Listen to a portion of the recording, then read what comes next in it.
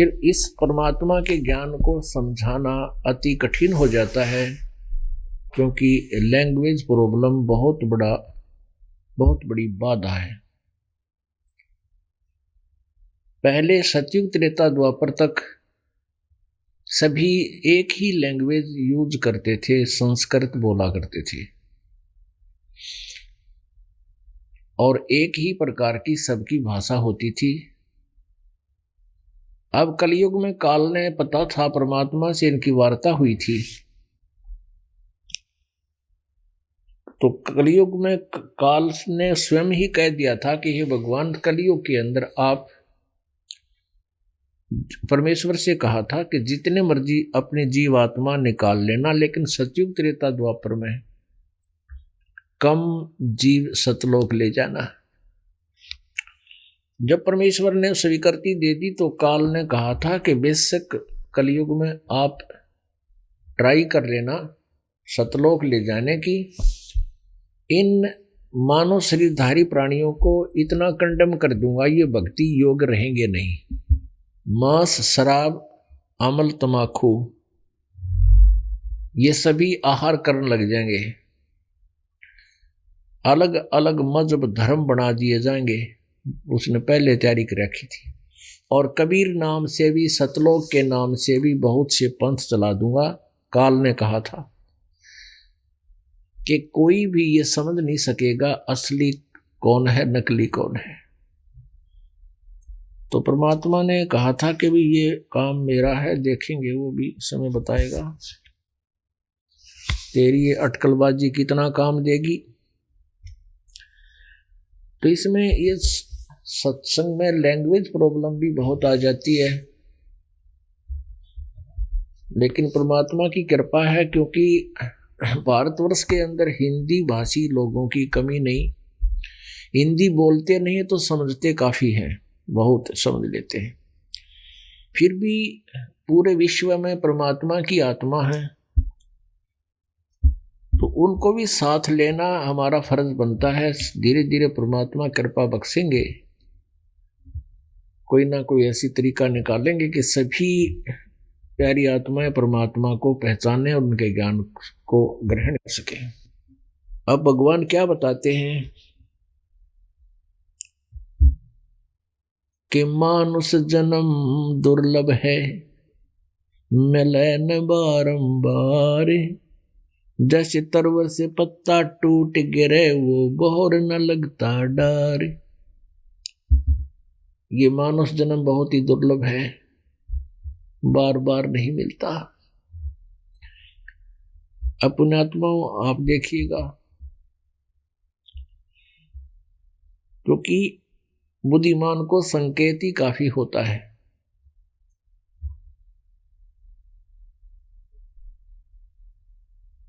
कि एक, जैसे आपने महावीर जैन जी के जीवन में देखा, वो कितनी बार मनुष्य बना। मनुष्य तो वो कुल मिला करके 100 बार बना होगा, और गधे कुत्ते और बिल्ली और केले के वृक्ष, कनेर के वृक्ष, वो कितनी बार बने। तो पुण्यात्माओं, आपका हृदय धड़क जाना चाहिए इन बातों ने सुन के। ये भगवान, इतने दुखों से निकलकर हम आए हैं, और तब हमें मानव शरीर प्राप्त हुआ है, और यदि इसमें भक्ति नहीं की तो फिर जो का त्यों फिर तैयार है। कबीर नौबत अपनी, दिन दस लो बजाए, ये परपटन ये गली ही भोर न देखो आए। अपनी अपनी डफली कहते हैं, 10 दिन खातिर बजा लो जो भक्ति नहीं करते, फिर उसी परिवार में, उसी लोक में, उसी शरीर में तू दोबारा नहीं आ सकेगा, ना जाने कहां पटक देगा काल। कबीर कहां गर्भियो, ये चाम लपेटे हाडे, हैवर ऊपर छतर सिर ते भी दिए खाड़। परमात्मा कहते हैं, इस माटी के महल में क्यों मगन बया, क्यों मूड, और कर परमेश्वर की बंदगी, उस साईं को, तत्ब्रह्म को ढूंढे। ये मानव शरीर ऐसा है जैसे आपने कभी कोई कुत्ता एक्सीडेंट हुआ देखा हो रोड के ऊपर, और उसका पेट पाट फट जाता है, उसके अंदर से बहुत दूर तक आते मांस रक्त बहुत दूर तक बिखरा हुआ होता है, ऊपर का जरा सा ये चमड़ा होता है। तो परमात्मा कबीर जी कहते हैं कहाँ गर्भियो, कहाँ अभिमान करता है इस मिट्टी के पुतले का, तो फूला नहीं समाता, अहंकार का अंत नहीं इसमें। ये तो चाम लपेटे आड़ है, आड़ों के ऊपर हड्डियों के ऊपर चाम लपेट रखा है, और है वर ऊपर छत्र सिर ते भी देवा खाड़, यानी राजा लोग जिनके सिर पर छतरी तान कर चला करते थे एक आदर सत्कार और धूप से बचने के लिए, कहते हैं वो शरीर भी खड्डे में दबा दिया गया, माटी में दबा दिया गया। कबीर कहाँ गर्भियो ये काल गह करके इस, ना जाने कित मारसी क्या घर के परदेश। परमात्मा कहते हैं कि कहाँ गर्व करता है भले आदमी, ये काल जो भक्ति नहीं करते उनका ये यम कहते हाथ से बाल पकड़ के घसीट के ले जाएगा तेरे को, और ना जाने कित मारेगा के घर के परदेश। अपने आत्माओं आप प्रतिदिन समाचार पत्रों में पढ़ते हो, देखते हो, सुनते हो, ऐसी ऐसी दुर्घटनाएं होती हैं जो हृदय हिला देती हैं। एक ही परिवार के 4 सदस्य एक ही दुर्घटना में समाप्त हो गए। अब इन बातों को याद करके भक्ति परमात्मा याद आएगा आपको, बंदी छोड़ परमात्मा याद दिलाते हैं। राम नाम कड़ुआ लगे, राम नाम कड़ुआ लागे, ये मीठे लागे दाम, दुविधा में दोनों गए भाई माया मिली ना राम। परमात्मा की एक वाणी को चित्रार्थ करने के लिए, आपके हृदय में प्रवेश कराने के लिए, परमात्मा के लीला से परिचित कराने के लिए उदाहरण देने पड़ते हैं। और कुछ एक उदाहरण ऐसे होते हैं जो हृदय में समा जाते हैं और फिर उनके आजीवन याद रहते हैं। उनके याद रहने से फिर भक्ति में रुचि रह रहकर आपा बनती चली जाती है। एक ऐसी घटना हमें याद रहती है जो बार बार आपको सुनाते हैं। हमारे पूज्य गुरुदेव जी पंजाब स्टेट में फिरोजपुर ज़िला, उसमें कस्बा है जैसे बरवाले की तरह, तलवंडी भाई उसको बोलते हैं, कस्बे का नाम है। वहाँ रहा करते थे दास। उनके सतलोक जाने के बाद वहाँ सत्संग करने जाता था उनके आश्रम में। वहाँ गुरुदेव के जो शिष्य थे वो सत्संग सुनने आया करते थे। उनके यहाँ किसी वृद्धा की मृत्यु होगी। उस वृद्धा के शोक व्यक्त करने के लिए रिश्तेदार आए। उनमें से एक रिश्तेदार से प्रार्थना की कि कल संडे का सत्संग है, सेकंड संडे को, द्वितीय रविवार को वहाँ सत्संग किया करते थे दास जा करके, कि यहाँ सत्संग होगा। शुक्रवार को वो आया था, शनिवार को वापस जा रहा था। उनको कहा कि आप यहाँ रुक जाइए, कल सत्संग सुनना रविवार को। शनिवार को वो जब जाने लगा और संडे को आप चले जाना शाम आफ्टरनून, दोपहर बाद। वो कहने लगा नहीं, मुझे बहुत ज़रूरी जाना है, और संडे को यानी रविवार को 1 बजे या 2 बजे जैसा उसने समय बताया, एक पार्टी आवेगी जिससे मेरा अनुबंध होगा, एग्रीमेंट होगा, और उससे मुझे 5 लाख रुपए का बेनिफिट होगा। ये सन 1998-97 की बात है। तो उनके रिश्तेदारों ने कहा कि आप रुक जाइए, 9 से 11 सत्संग होता है सुबह, 11 बजे 12 बजे चलोगे, जब 2-2:30 बजे तक पहुंच जाओगे उनको फ़ोन कर देंगे, कोई बात नहीं, आप सत्संग सुनो। वो कहने लगा मुझे सत्संग मैंने बहुत सुन रखे हैं।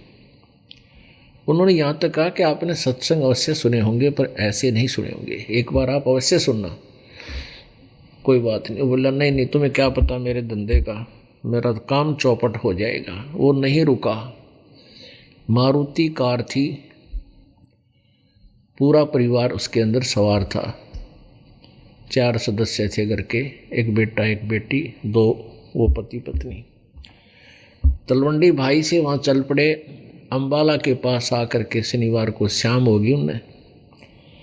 वहाँ एक ट्रक खड़ा था बजरी से भरा हुआ, रोड़ी से भरा हुआ बजरी से, और नीचे जैक ला रखा था और दोनों पहिए पिछले चारों निकाल रखे थे, पिछले व्हील, और पूरी स्पीड पर जा रहा। उसने तो 5 लाख दिखाई दे थे।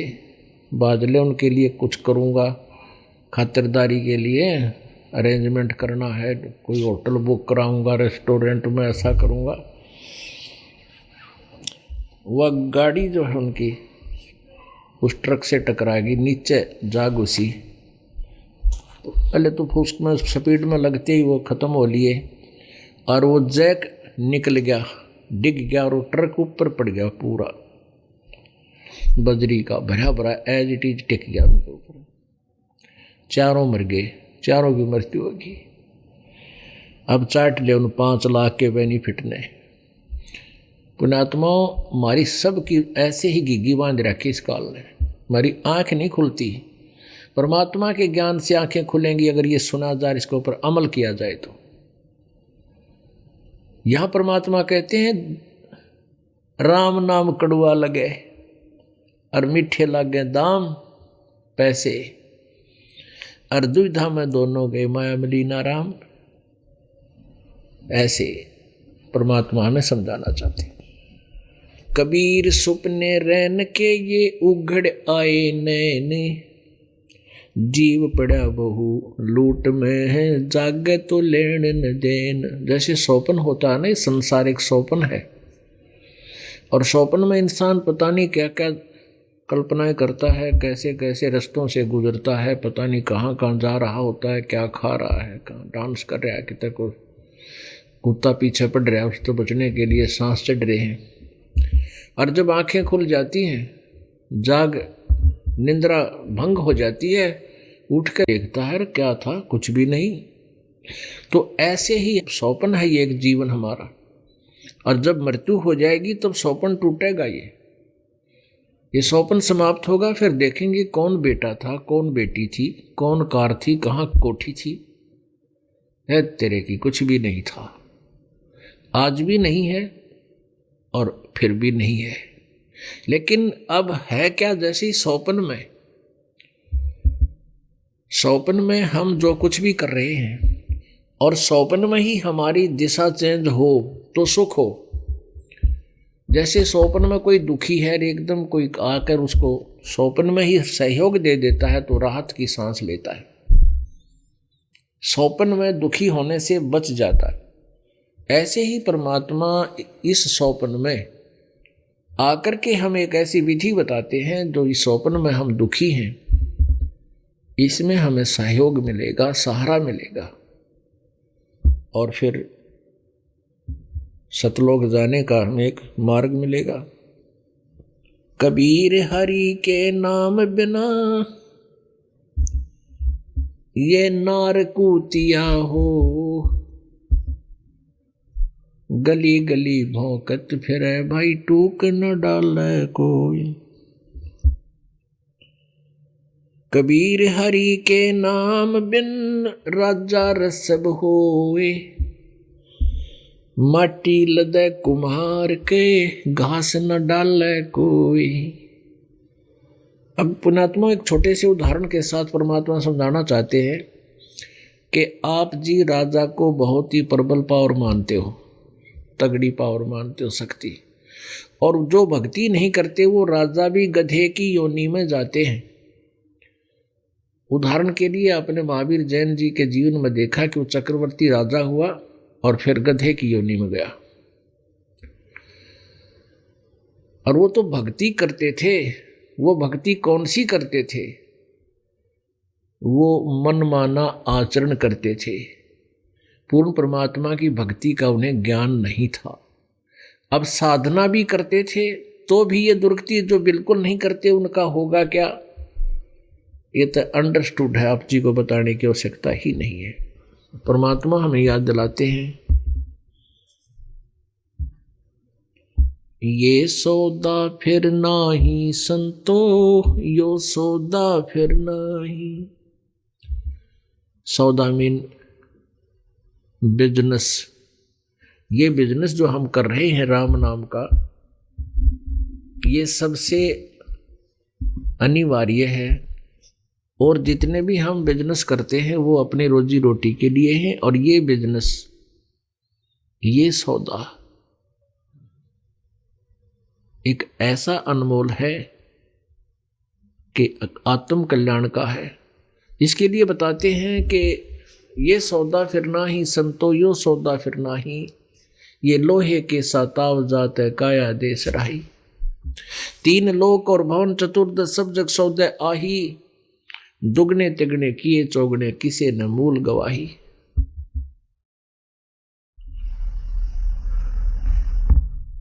पुण्यात्माओं, ये मानव शरीर ऐसा बताया है जैसे कारीगर लोहे को गर्म करता है, लोहे को गर्म करता है भट्ठी में, और उसको निकाल कर तुरंत ही धरकर आयरन पे हथौड़े के लंग चोट मारता है, पट्टा पट कट्टा कट कट्टा कट।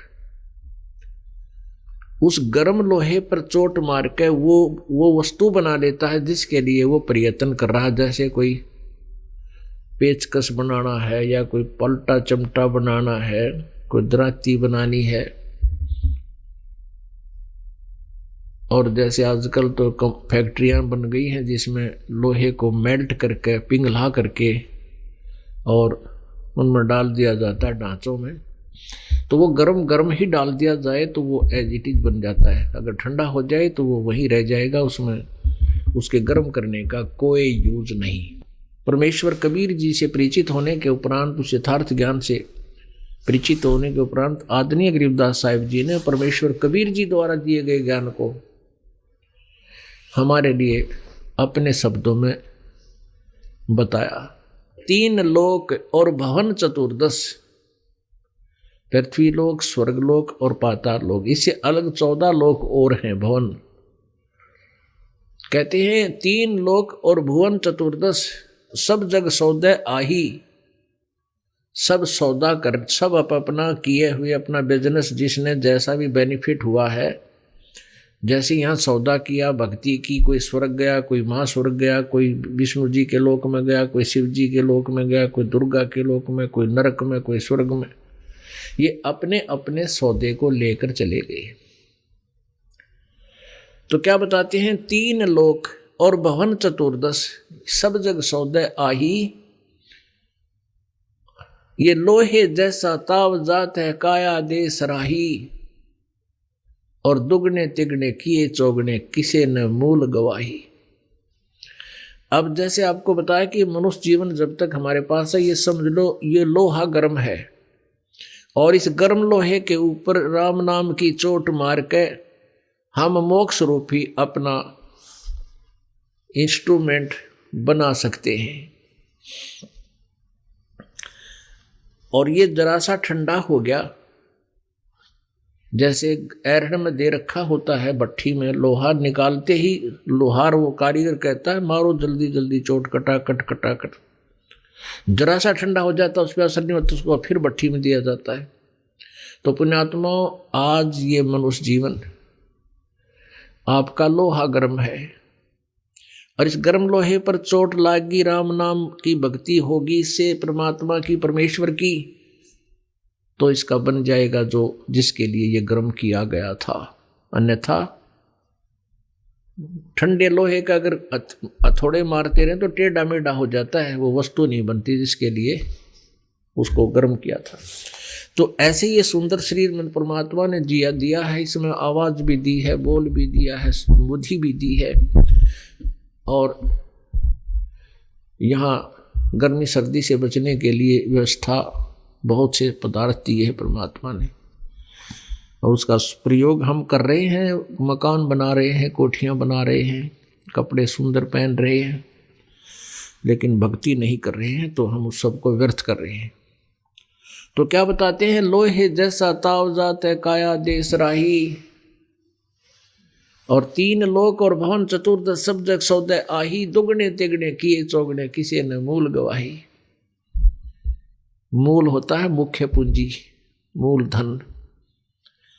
जैसे ये मनुष्य जीवन आप जी का जो है ये मूल धन है, और इस मूल धन से हमने आगे और बिजनेस करना था, सौदा करना था, राम नाम की भक्ति करनी थी, दान धर्म सेवा सिमरण करके हमने इस पूंजी को बढ़ाना था।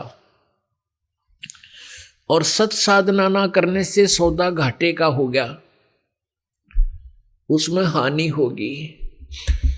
और जैसे कुछ ऐसे व्यक्ति होते हैं जो भक्ति बिल्कुल नहीं करते, कुछ ऐसे हैं जो कर रहे हैं, वो शास्त्र विरुद्ध साधना कर रहे हैं, तो वो बिजनेस गलत कर रहे हैं, वो सौदा गलत कर लिया। और जो करते ही नहीं, शराब पी, गुटी लाई, राजा बन गए और सैर सपट्टा करते रहे, ताश खेलने, गप्पे मारे, सिनेमा देखे, हमारा कर धंधा पीटे, बस यहीं तक सीमित है। तो उन्होंने तो ऐसा कर दिया जैसे कोई सेठ 1 लाख 2 लाख रुपए लेकर के दूसरे देश में, दूसरे प्रांत में चला जाता है, वहाँ होटल में कमरा किराए पर लेता है, वहाँ बिजनेस करता है, और उस 2 लाख के वो 5 लाख बनाकर 4 लाख बना करके लौटता है। तो उसने सौदा ठीक कर लिया, उसने दुगने तिगने चौगने कर लिए। और दूसरा उसके साथ गया है, 2 लाख रुपये ले गया है, और उसी में से एक होटल का किराया भी दे रहा है, गुट्टी लगावे, पड़कर सो जावे, बढ़िया आइटम खावे, और बिजनेस कराया नहीं। तो जिस दिन उसका बस पूंजी समाप्त हो जाएगी, होटल वाला भी धक्के दे देगा, उसको बाहर निकाल देगा। फिर वो जो कर्जवान हो जाएगा, तो जिससे पैसा उसने ले रखा है उसका वो मजदूर बनता है। कहने का भाव ये है कि जो पुण्यात्मा है वो भक्ति कर लेते हैं, सत साधना करते हैं, तो उनका दुगना तिगना चौगना हो जाता है। जैसे अच्छी भक्ति की पार हुए नहीं तो मनुष्य जीवन मिल जाएगा दोबारा आपको। और वैसे तो पुण्यात्मा परमात्मा कहते हैं कि आज का काम कल पर नहीं छोड़े। परमात्मा कहते हैं काल करे सो आज करो, आज करे सो अब, और पल में प्रलय हो जाए, यहाँ पर फिर करोगे कब। तो इस जीवन को आगे ना बढ़ाया जाए, कोशिश यही करनी है 100% 100% के परमात्मा फिर जन्म ना मिले, तो वो सौदा फिर सही सौदा होगा। फिर हम सदा के लिए अपने उस लोक में चले जाएंगे, जहां जाने के बाद फिर लौटकर संसार में कभी नहीं आते। श्रीमद् भगवत गीता अध्याय नंबर 15 के श्लोक नंबर 1 से लेकर 4 में एक विशेष वर्णन दिया है। उसमें बताया है कि जो गीता जी अध्याय नंबर 4 के श्लोक नंबर 32, 33 और 34 में वर्णन है, अपन आत्मा हमने परमात्मा की महिमा के साथ साथ जिन सदग्रंथों को हम शिरोधार्य मानते रहे हैं, और हम ये भी मानते थे कि जो हमारे सदग्रंथों में लिखा है वो सत्य है, और हम गलती ये करते रहे कि जिनको हम विद्वान मानते थे और वो ये कहते थे कि हम गीता श्रीमद् भगवत गीता जी का सार सुना रहे हैं आपको, श्रीमद् भगवत गीता जी का ज्ञान आपको बता रहे हैं, तो हम ये मानते थे कि ये जो बता रहे हैं गीता जी का ज्ञान ऐसा ही होगा। अब हम उसी श्रीमद् भगवत गीता जी को जिसको सच्चा मानते थे, हम पढ़े नहीं थे, हमारे पूर्वज पढ़े नहीं थे, शिक्षित नहीं थे वो। और वो जो शिक्षित था एक वर्ग, ब्राह्मण वर्ग, केवल संस्कृत भाषा जानता था, उसको आध्यात्मिक ज्ञान से परिचित नहीं था। वो वर्ग जिनको हम ब्राह्मण गुरु मानते थे, ऋषि महर्षि कहते थे, मंडलेश्वर उन्हीं को कहा जाता था। तो वो तत्व ज्ञान से अपरिचित थे, वो वेदों के ज्ञान से भी अपरिचित थे, वो पुराणों को भी अच्छी तरह नहीं जानते थे। श्रीमद् भगवत गीता जी को भी उन्होंने समझा नहीं, और हमारे को लोकवेद सुनाते रहे। हम उसी लोकवेद के आधार से यही मानते रहे कि गीता जी, श्रीमद् भगवत गीता और पुराण और ये सभी वेद बहुत ही सच्चे हैं, यथार्थ ज्ञान युक्त हैं। बिल्कुल सही है, वो तो आज भी हैं, उस दिन भी थे। लेकिन वो हमें ज्ञान क्या देते थे? तो उन्हीं सदग्रंथों को आज हम स्वयं पढ़ रहे हैं और उन्हीं के द्वारा अनुवादित है। और वो अनुवाद भी कर गए, फिर भी उनकी बुद्धि ने काम नहीं किया। तुम ये लिख क्या रहे हो? अनुवाद हमारे सदग्रंथ क्या बता रहे हैं? तुम प्रवचन क्या कर रहे हो? उसके विषय में परमात्मा क्या बताते हैं? मोती मुक्ता दर्शत नाही, ये जग है सब अंदरे, दिखत के तो नैन चश्म, इनका फेरा मोतिया बंदरे। किसी का मोतिया बंद हो जाए, आंखों में एक रोग होता है, आंखें बिल्कुल स्वस्थ दिखाई देती हैं उसकी, जैसे ओके दिखता होगा इसको, लेकिन मोतिया बिंद वाले को दिखता कति नहीं, नपट अंधा होता है। ऐसे ही ये संस्कृत की भाषा के जानने वाले व्यक्ति महर्षि की पदवी पा गए, और हम इनको ये समझते थे कि ये बड़े विद्वान पारदर्शक है, और इन्होंने वेदों को खूब ठीक समझा है, पुराणों को अच्छी तरह समझा है। लेकिन इनका मोतिया बिंद था, ये ज्ञान नेत्रहीन थे। इनको ये पता ही नहीं था इन वेदों और गीता और पुराणों में लिखा क्या है। लेकिन हमने इन्हों दिखे थे जानो बड़े विद्वान पुरुष हैं, इनका मोतिया बिंद था अज्ञान का। अब उस मोतिया बिंद का ऑपरेशन परमेश्वर ने इस दास का किया, और ऑपरेशन करने का तरीका बता दिया। आप जी लाखों की संख्या में आप जी का भी ऑपरेशन हो गया आंखों का। आप देख रहे हो, स्वयं इन सदग्रंथों को पढ़ रहे हो अपनी हृदय वाली आंखों से। इस ज्ञान वाली आंखों ने, क्योंकि ज्ञान की आंखों से ही ये चरम दृष्टि काम करती है। ज्ञान के बिना तो हम पहचान नहीं सकते सामने क्या वस्तु रखी है। देख जरूर रहे हैं। जिसने कभी कोई चश्मा देखा ही ना हो, जिसने कभी ये देखा ही ना हो मारकर, वो देख भी रहा पर समझ नहीं रहा। ज्ञान वाली आंखें इसको बताएंगी कि ये वो वस्तु है। तो ये गीता और वेद और पुराण, इनके अंदर लिखा हुआ जो अमृत ज्ञान, वो ज्ञान नेत्रहीन ऋषि महर्षि नहीं समझ सके, ब्राह्मण नहीं समझ सके। उनके विषय में अमृतवाणी में लिखा है कि मोती मुक्ता दर्शत नाही, ये जग है सब अंदरे, इनका दिखत के तो नैन चश्म है, पर फेरा मोतिया बंदरे। ये दिख विद्वान संस्कृत भाषा ने घोट रहे हैं। एक लैंग्वेज के घोट लेने से, लैंग्वेज का एक मास्टर बन जाने से अध्यात्म ज्ञान से परिचित नहीं हो सकता। आध्यात्मिक जो ज्ञान है वो किसी भी लैंग्वेज में आप जी को प्राप्त हो जावे। अब एक भाषा का काम अपने विचारों को दूसरे तक पहुंचाना होता है।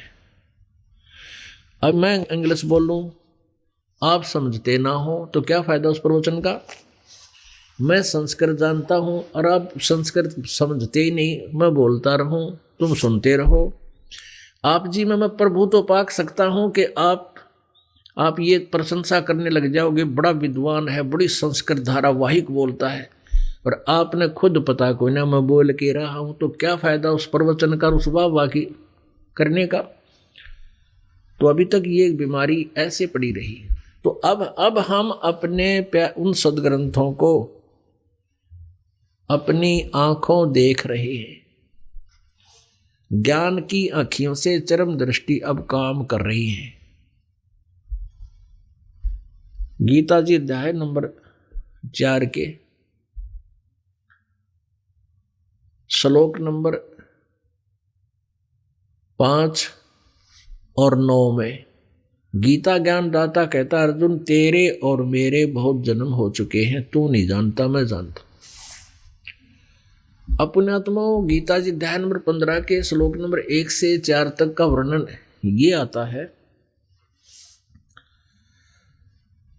कि ये उल्टा लटका हुआ संसार रूपी वृक्ष है, जिसकी जड़ तो पूर्ण परमात्मा है, ऊपर है, और नीचे को तीनों गुण रूपी रजगुण ब्रह्मा सदगुण विष्णु तम गुण शिवजी रूपी शाखाएं हैं।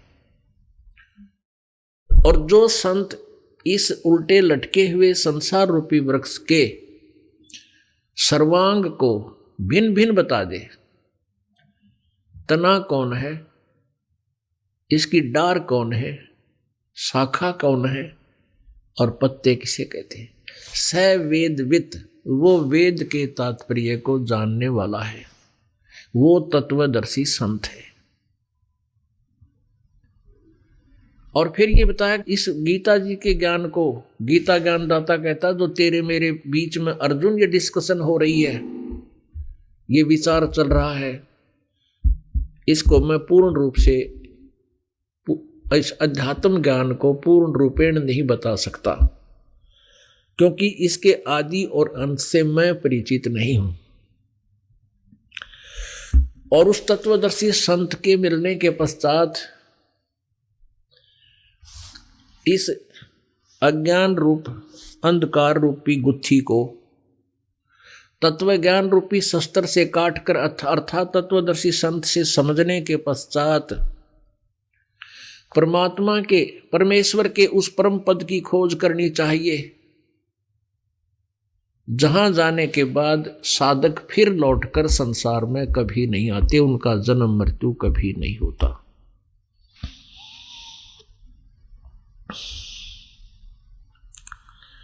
अपने आत्माओं, और उसमें ये गीता ज्ञान दाता कंप्लीट नॉलेज नहीं रखता, गीता जी का ज्ञान फाइनल नहीं है। और वो खुद कहता है कि उसकी भक्ति करो जिसने सारे संसार रूपी वृक्ष की रचना की है, अर्थात जो सब ब्रह्मांडों का रचनहार है। तो वो गीता ज्ञान दाता से कोई अन्य है। गीता जी अध्याय नंबर 4 के श्लोक नंबर 25 से लेकर 31 तक ये कहा गया है कि कोई तो ऐसी साधना करता है, कोई योग अभ्यास करता है, कोई स्वाध्याय ही करता है, कोई मुंह पर पट्टी बांध कर तीक्ष्ण अहिंसावादी व्रत रखता है, कोई प्राणायाम करता है, कोई कुछ, तो सभी अपनी अपनी साधनाओं को पाप नाशक मानते हैं। पुणात्मा, ये तो अंडरस्टूड है कि जैसे आप साधना जो कर रहे हो भक्ति, और आपको ये पता, आप यही मान कर रहे हो कि ये ठीक है। यदि आपको ये पता लग जाएगा जिस दिन ये साधना ठीक होनी, तो तुरंत त्याग दोगे आप। तो जो भी जैसी साधना करा उसको सही मानकर कर रहा है।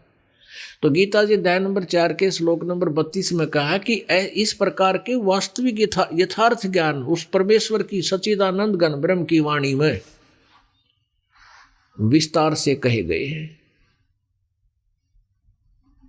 उनको तू समझ और उनको कर्म जान, यानी वो कर्म करते करते उनकी साधना करनी होती है, और उनको जानने के बाद फिर सभी कर्मों से तू मुक्त हो जाएगा।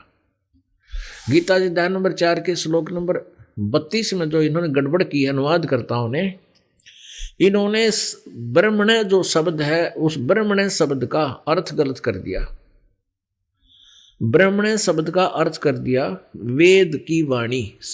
ब्रह्मण्य मुख्य शब्द आता है, उसमें एक दिखाते हैं आपको। पुण्यात्माओं, आज सभी शिक्षित है, अक्सर ज्ञान हो गया, बुजुर्ग ने, भाई बहन बेटी ने, बुजुर्ग ने, सभी अक्सर ज्ञान है सबको।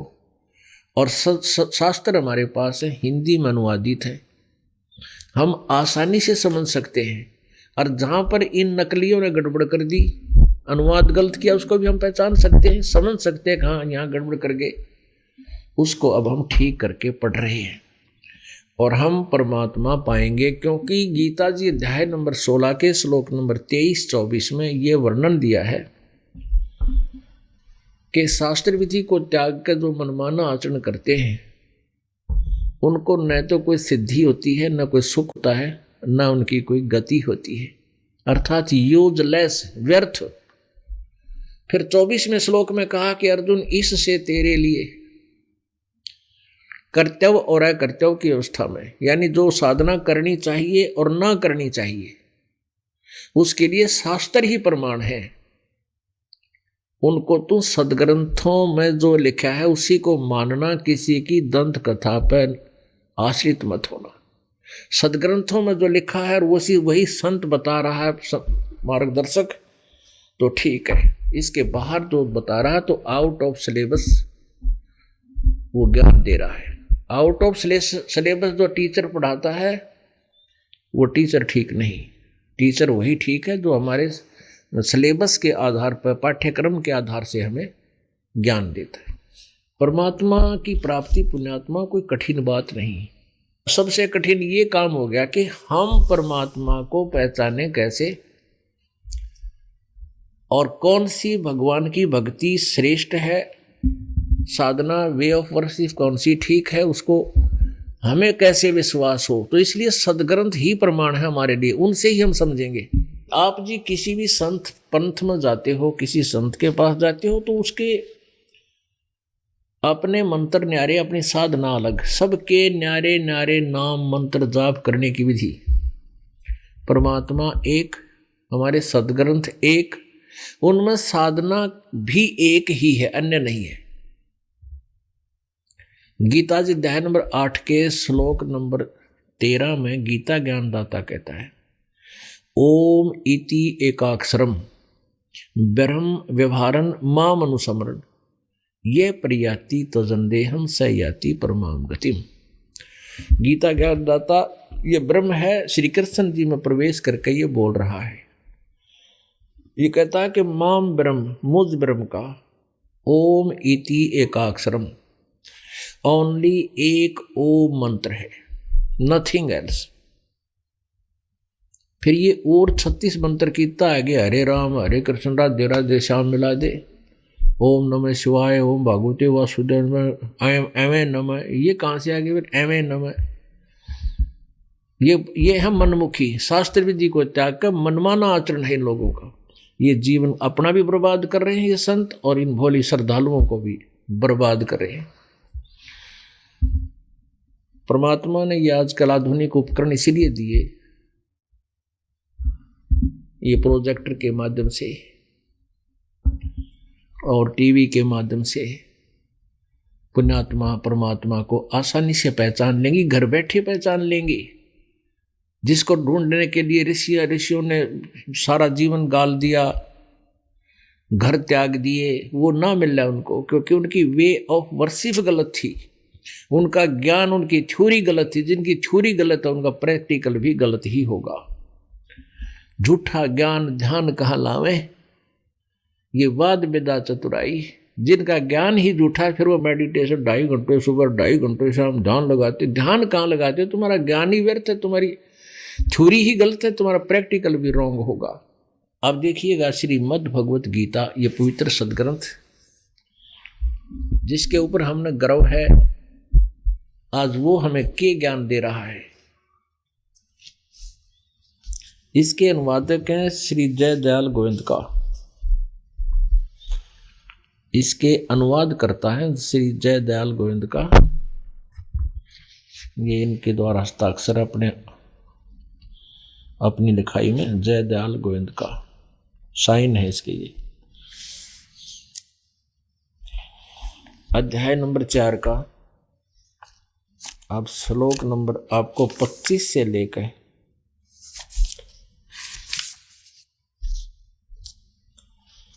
दिखाते हैं।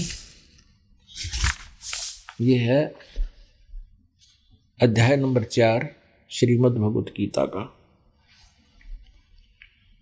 और ये 25 नंबर श्लोक है। यहां से शुरू करते हैं।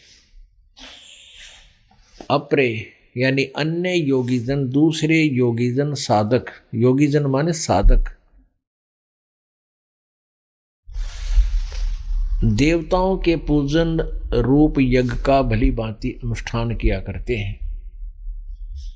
यानी वो कुछ देवताओं की पूजा करते हैं। और दूसरे, अन्य माने दूसरे,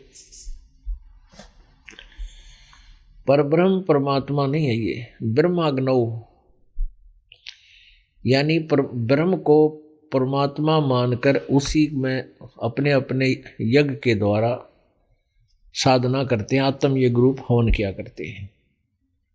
26 में अन्य साधक श्रोत्र आदि समस्त इंद्रियों को संयम रूप अग्नि में, यानी आंख कान मूंद के, ये कान बैठे रहते हैं, धुन सुनाएंगे, हवन किया करते हैं। दूसरे शब्द आदि यानी शब्द स्पर्श रूप रसगंध, इनसे बचने के लिए ही साधना करते हैं।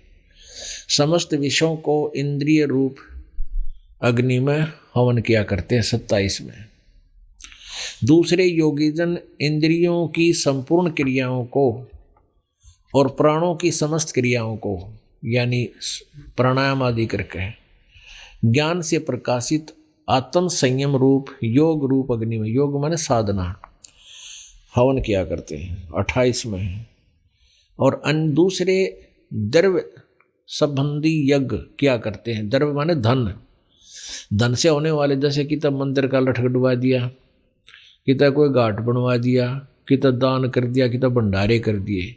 द्रव्य संबंधी यज्ञ करने वाले हैं। और कितने ही तपस्या रूप यज्ञ करते हैं। यज्ञ माने साधना, तपस्या माने जो तप करते हैं, हठ योग करते हैं। तथा दूसरे योगी योग रूप यज्ञ करने वाले, ये आसन आदि जिसको बोलते हैं योगा, ये आसन कर लिए, पेट का पानी इलाज का दिखा दिया, इस तरह करते हैं।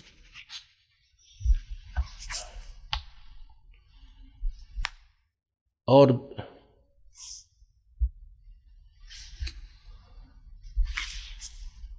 कितने ही अहिंसा आदि तीक्ष्ण व्रतों से युक्त यत्नशील पुरुष, अहिंसा आदि तीक्ष्ण व्रत यानी मुंह पर पट्टी बांध कर नंगे पैरों घूमना, दिन सुबह सूर्यास्त होने से पहले खाना खा लेना, ये इस तरह की।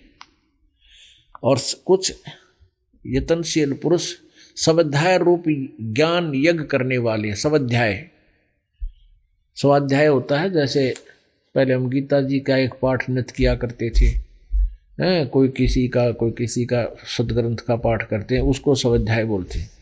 अब 29 में और 30 में इकट्ठा ही है। दूसरे कितने ही योगीजन अपान वायु में प्राण वायु को हवन करते हैं, यानी पान अपान की क्रिया को अपना सूक्ष्म सांस करके प्राणायाम की तरह।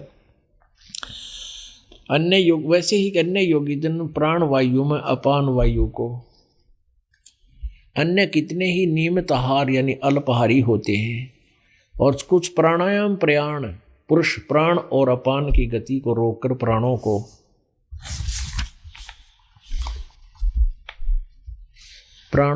प्राणों में ही हवन किया करते हैं। एते माने ये सभी साधक सर्वव्यापी यज्ञों द्वारा पापों का नाश कर देने वाले यज्ञों को जानने वाले हैं। इसका अर्थ ये है वास्तविक में कि ये सभी अपने अपने क्रियाओं को पाप नाश करने वाली जानते हैं।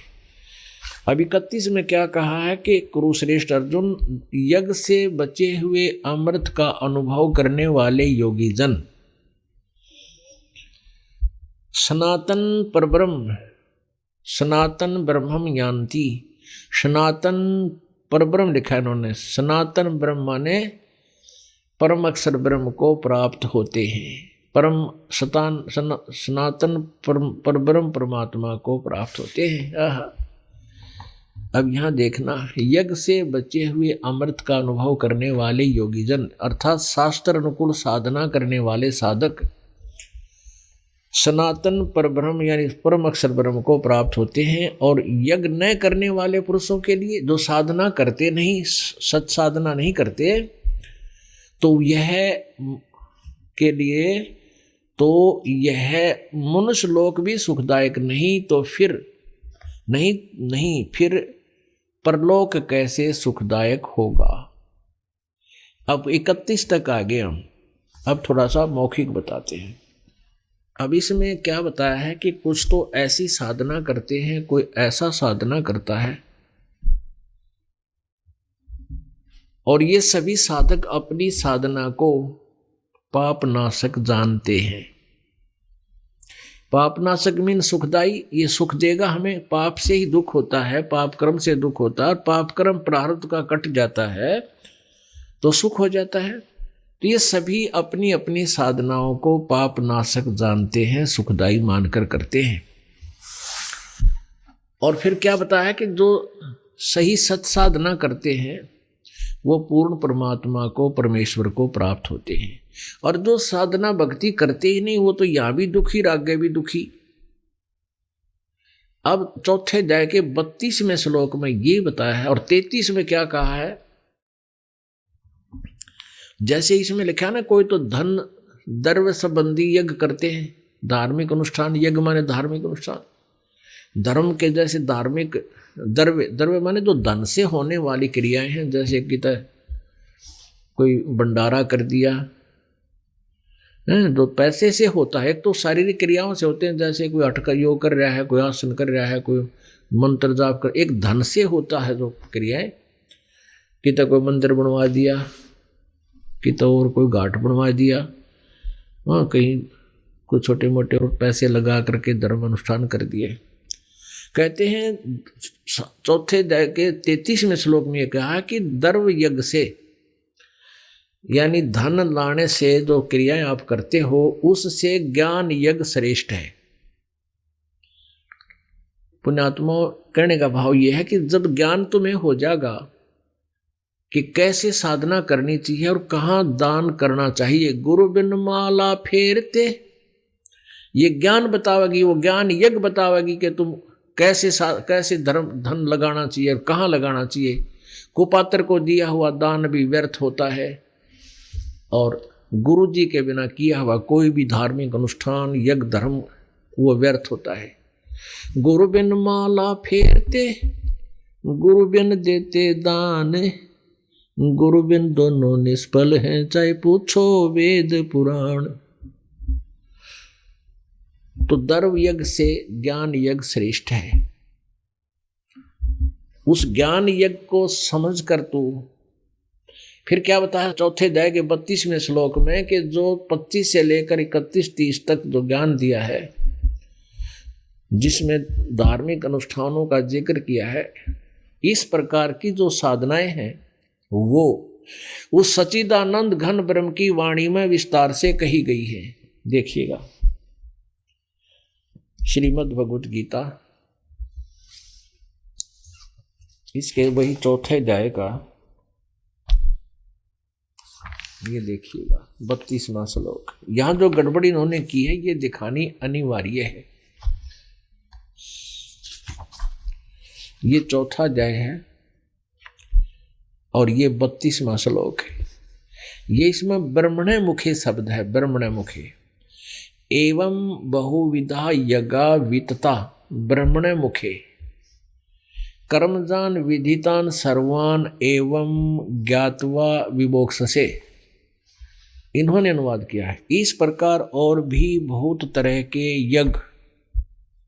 यहां गड़बड़ कर गई है, ब्रह्मणे मुखे का अर्थ लिख दिया वेद की वाणी में। तेरा गजब भैया। अब पुण्यात्मा इस ब्रह्मणे का निर्णय करेंगे इन्हीं के द्वारा अनुवाद में। यहां तो ये विचलित होगी। यहां देखिए 17वें अध्याय का और 23वां श्लोक, श्रीमद् भगवत गीता अध्याय नंबर 17 का, और ये 23वां श्लोक। इसमें क्या कहा है कि ओम तत्सत इति निर्देश है, ब्रह्मण है, ब्रह्मण है, त्रिविध है, समर्थ है। ये ब्रह्मण शब्द यहाँ भी है। ब्राह्मणा तेन वेदा च यज्ञा च विहिता पुरा। ब्राह्मणा माने विद्वान पुरुष, समझदार व्यक्ति सृष्टि की आदि में। तेन वेदा इसी ज्ञान के आधार से अपने धार्मिक अनुष्ठान किया करते थे।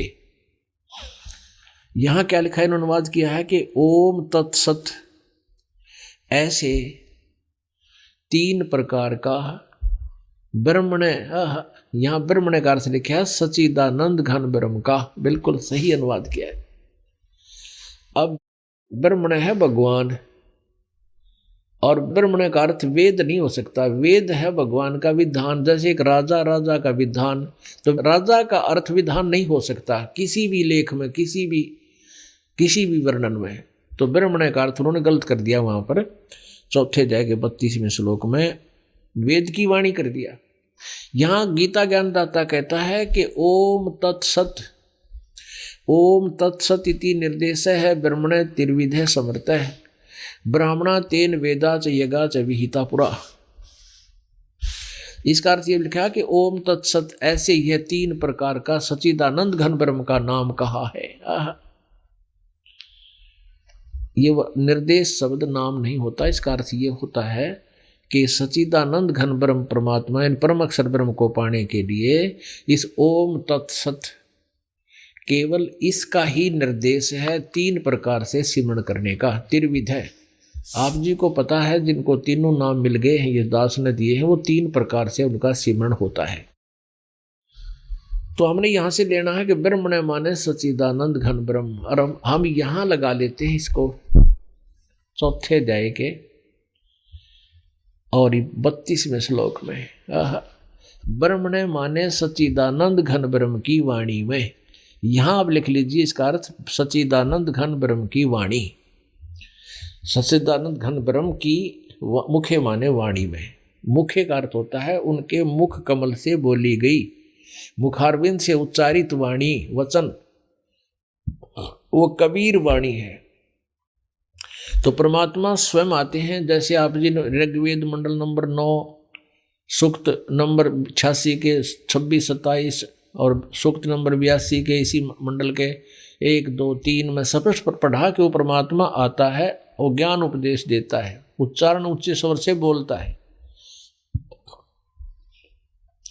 तो वो उसमें ज्ञान कंप्लीट है, विस्तार से कहे गए हैं, सच्चिदानंद घन ब्रह्म की वाणी में विस्तार से कहे गए हैं। इस प्रकार और भी बहुत से माने और इस प्रकार और बहुत से, बहुत तरह के, बहुविधा, भिन्न भिन्न प्रकार के यज्ञ उस सच्चिदानंद घन ब्रह्म की वाणी, वेद की वाणी में नहीं, सच्चिदानंद घन ब्रह्म की वाणी में विस्तार से कहे गए हैं। उन सबको तू कर्म जान, यानी कर्म क्रिया करके ही उस करने होते हैं। मन, इंद्रिय और शारीरिक क्रियाओं द्वारा संपन्न होने वाले जान, विधि माने जान। इस प्रकार तत्व से जानकर उनके अनुष्ठान द्वारा, यानी उस तत्व ज्ञान के आधार से कर्म बंधन से सर्वथा मुक्त हो जाएगा, तेरा पूर्ण मोक्ष हो जाएगा। अब 33 में ये बताया है कि अर्जुन शरियान द्रव्यमयात यज्ञात ज्ञान यज्ञ है परंतम। हे परंतम अर्जुन, इस द्रव्य से होने वाले अनुष्ठान, जैसे किधर दान कर दिया, किधर कोई धार्मिक स्ट्रक्चर बनवा दिया, इससे शरियान ज्ञान यज्ञ, द्रव्यमयात यज्ञात, इस द्रव्य में यज्ञ से श्रेयान कौन सी श्रेष्ठ है? ज्ञान यज्ञ। सर्वम कर्म अखिलम पार्थ ज्ञाने प्री समाप्यते, यानी उस ज्ञान कर्म में फिर सारे भ्रमणा भटकना रूपी जो कर्म हम करते हैं ये सब समाप्त हो जाते हैं, फिर डले नहीं ढोता प्राणी। परंतु हे परंतु अर्जुन, द्रव्य में यज्ञ की अपेक्षा ज्ञान यज्ञ, यानी सच्चिदानंद घन ब्रह्म की वाणी में जो विस्तार से ज्ञान का है वो अत्यंत श्रेष्ठ है, तथा यावन मात्र, यानी यावन मात्र सभी पूर्ण रूप से कर्म ज्ञान में समाप्त हो जाते हैं। यानी जो क्रिया हम करते हैं फिर वो डरे नहीं डोते, हम अपने वही काम करते हैं जो विधिवत होते हैं, इसका अर्थ ये। अब 34 में कहा कि उस तत्व ज्ञान को जो सच्चिदानंद घन ब्रह्म की वाणी में लिखा गया है, जो गीता ज्ञान से अलग है, उस ज्ञान को तू तत्वदर्शी ज्ञानियों के पास जाकर समझ। उनको भली भांति दंडवत प्रणाम करने से, उनकी सेवा करने से और कपट छोड़कर सरलता पूर्वक प्रसन्न करने से वे परमात्म तत्व को भली भांति जानने वाले ज्ञानी महात्मा तुझे तत्व ज्ञान का उपदेश करेंगे। पुण्यात्मो, ये वही पवित्र सदग्रंथ है जिसको हम शिरोधार्य मानते रहे हैं और मानते हैं। आज ये हमें क्या बताना चाहते हैं कि गीता ज्ञान दाता अपने से अन्य कोई और सच्चिदानंद घन ब्रह्म उसके द्वारा दिए गए ज्ञान के बारे में बता रहा है कि उसको मैं नहीं जानता, उसको तत्वदर्शी संत से पूछो। अब वो तत्वदर्शी संत हैं कैसे?